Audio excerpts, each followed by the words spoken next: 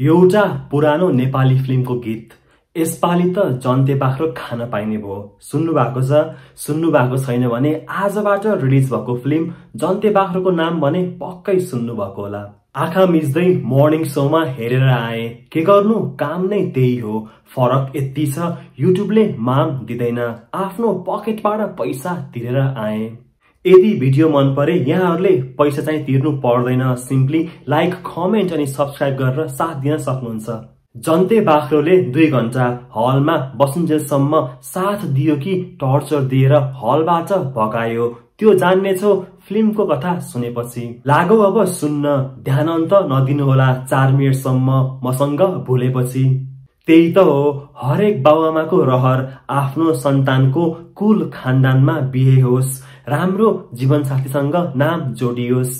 पोखरादेखि नजिकको एउटा सुन्दर गाउँ, उक्त गाउँमा पालै पालो 3वटा कन्याहरू देखाउँदा कमललाई भने कोही पनि मन पर्दैन। मोबाइलमा फोटो हेरेको भरमा कमल सम्झना बिर्सना भन्दै गाउन थाल्छ। हेर्दै सोझी अनि सरल सम्झनाको मायामा पर्छ। आमाको पनि रहर, घरमा बुहारी भित्राउने, जन्ते बाख्रो खुवाउने। त्यही रहरले गर्दा बाध्यतावश सम्झनाको घरमा हली भएर काम गर्छ। काम गर्दै जाँदा कमलेको माया दिन प्रतिदिन बढ्छ। इन्टरभल पछि पो थाहा हुन्छ 60 किलोमिटर पर बस्ने हरिलाई सम्झनाले पहिला नै मन दिएर आएकी हुन्छन्। सानैदेखि पुलपुलिएको घमण्डी हरि सम्झनालाई खोज्दै गाउँसम्म पुग्छ।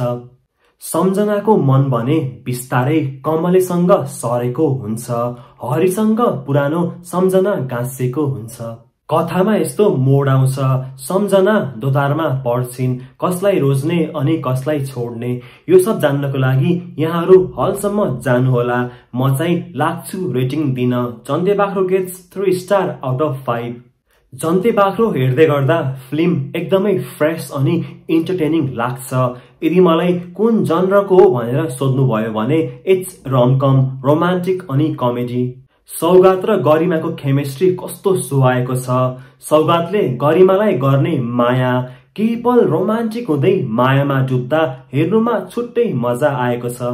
कमेडी पार्टलाई अझै हाइलाइट गरेर पेट मिची हाँस्न पाएको भए दर्शकलाई पैसा तिरेको सार्थकता मिल्ने थियो। बढी जस्तो फिल्ममा फर्स्ट हाफ ठिकठाक हुन्छ, सेकेन्ड हाफमा आउँदा लय पक्रिन्छ। जन्ते बाख्रोमा भने ठ्याक्कै उल्टो, फर्स्ट हाफ हेर्नु मजा आउँछ, सेकेन्ड हाफ पछिको 15-20 मिनटले बोरिङ बनाउँछ। लोकेसन वाइज फिल्म हेर्दा आनन्द आउँछ, म्युजिक ठिकठाक छ, फिल्म ब्राइट अनि pleasant to watch. Asif Shah यति लामो ग्यापमा आउँदा पनि त्यस्तो पावरफुल इम्प्याक्ट छोड्न सकेका छैनन्। सायद रोल सानो भएर होला, तर एज अ लिड हिरोइन गरिमा शर्माबाट भने ठुलो आश पलाएको छ। उनको एक्टिङमा राम्रो इम्प्रुभमेन्ट भएको छ। सौगात मल्लले देवदास बनेर गरेको अभिनय, आमा प्रतिको ममतामय मनमा बसेको छ। जब मैले 2 पोइन्ट्स काटे नि, जन्ते बाख्रो खान जाँदा यदि पुलाउ अनि मासु मिठो भएन भने, आई मिन स्टोरी अनि स्क्रिन प्ले कमजोर लाग्छ।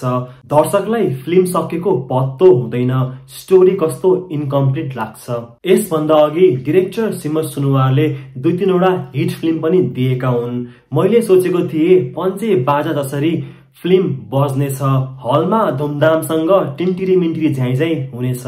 सौगात मल्लको अभिनयको फ्यान हो भन्नेहरू, उनलाई रोमान्टिक अवतारमा हेर्नु मन छ भने जाऊ जन्ते बाख्रो खान हलमा। कति सोसियल मिडिया मात्र उनको अभिनयको तारिफ गर्छौ। टिकटकमा 7 लाख फलोवर्स भएकी गरिमा, उनको गरिमा बढाउनु मन छ भने 7 लाख चाहिँ भन्दिन, 1.5 लाखले मात्र फिल्म हेरे फिल्म हिट।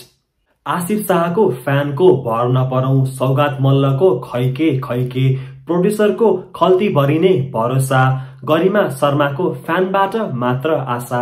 मलाई भने यहाँहरूमा छ आशा, माया अनि साथ दिनु पर्यो, अघि बढ्ने हौसला मिल्नु पर्यो। Thanks for watching.